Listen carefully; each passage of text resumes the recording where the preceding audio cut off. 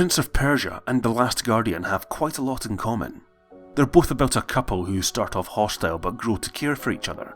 They both have a heavy emphasis on teamwork and platforming. There is frankly quite a lot about both of these games that I admire greatly, and I could spend ages talking about them. But I've also come to realise that perhaps my one favourite thing about these two games doesn't come from what they do, but in what they largely remove. And it's what sets them apart from other recent big budget releases. Neither of these games have much combat. You can go from 5 minutes to even an hour in either of these experiences without seeing a single enemy. And not only do I think that both games are better off for this design choice, I also think that other games can learn from their example.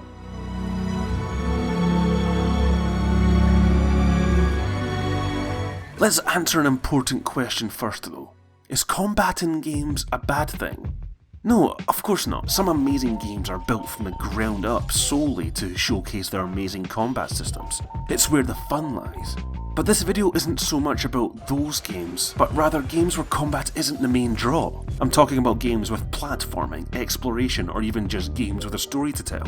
I'm here to talk about issues of pacing and immersion that can show up in these experiences when combat is mishandled.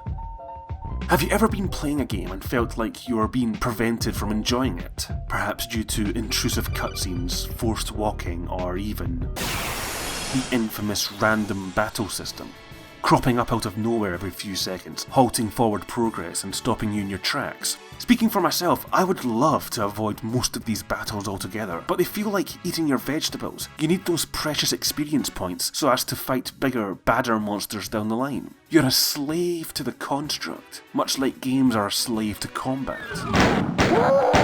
Since games first started becoming popular, combat has been a main pillar of the industry. While there are exceptions, it has proved more and more rare to see a £40 product on a store shelf that doesn't boast lots of fighting. It's become such a staple that it seems like games without combat have their worth questioned on a regular basis. It's not a real game, it's a walking simulator. Is this lengthy puzzle game really worth the price tag?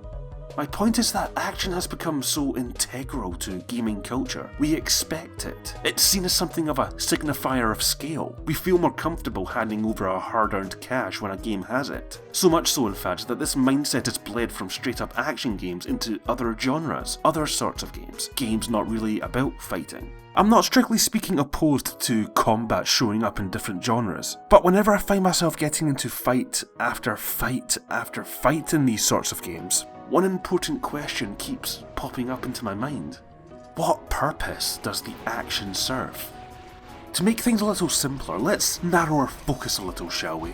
Let's focus on, say, Metroidvania games. These games are all about exploration. They're about traversing as far as your tools and abilities will allow. They're about finding that certain item that will allow you to explore that little bit further. Picture the scene. After completing a challenging sequence, you find an item that will allow you to unlock a door or passage that impeded your progress earlier.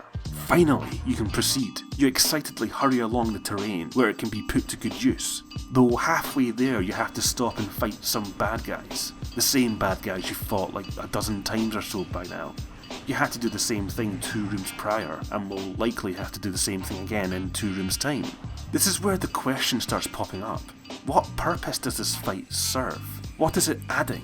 Speaking personally, this isn't fun, it's barely challenging. If the combat system was unique and interesting, or even if the fights only popped up once every so often, that would be one thing. But why is it that in a game all about exploring, every time I pass by this area, I have to stop and fight the same enemies over and over? Back on the NES, this was a simple memory issue, but those constraints don't exist anymore. And the excuse of, oh, it doesn't take that long to deal with them, doesn't hold water with me either. Regardless of how long it takes, I have to stop playing the game to deal with these enemies, and the time spent on each and every encounter adds up. Look, I'm not saying that these games are bad because I feel like the combat is overused, and I'm not blind to the potential pitfalls that removing combat would bring. It might result in the world feeling empty and barren, and without combat altogether, there would be no sense of danger, no threat. Plus, the game might get a little monotonous. However, I do still feel like there's a happy middle ground that can be achieved. Besides, having too much combat usually results in that becoming monotonous. The point I'm trying to make is that, while combat certainly can serve a function in games like these, I can't help but be cynical and assume that the main reason why it's still such a mainstay of the industry is out of sheer tradition. Perhaps I'm wrong, but there seems to be a fear that removing or lessening combat would give a given game less value, though I feel that there is enough evidence to the contrary.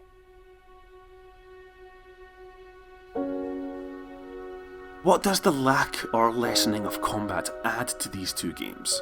Well, I personally get a sense of fluidity from them, a sense of immersion. No stop-starting, no funny business, just gameplay. Okay, dealing with Trico can be a hassle, but that's another video entirely. I'm not being forced to stop and deal with something that doesn't really matter. I'm not constantly taking part in combat scenarios that aren't so hard that they're a challenge, but aren't so easy that I can ignore them. Instead, I'm exploring, I'm platforming, I'm playing the game. Prince of Persia even offers the ability to bypass certain fights altogether if you're fast enough. Though even forgetting positives such as flow and pacing, the scarcity of combat means that when it finally does rear its ugly head, it's all the more impactful for it. It feels like shit's about to go down. Ultimately, combat in games is fine. It can be fun, but I feel like it's an avenue that we've taken a few too many times over the decades. It often comes off as content filler. Here's a thought I'd like to leave you on. Earlier in the video I showed you a series of games that, despite having combat, weren't really about fighting. Now, forgetting issues of pacing or boss battles or what have you that may arise from this experiment, imagine if the combat and regular enemies from each of these games was completely removed, entirely, poof, gone. Would that suddenly make these particular games unrecognisable? Would they suffer for it? Would it make them worse? Or maybe, just maybe, could it make them better?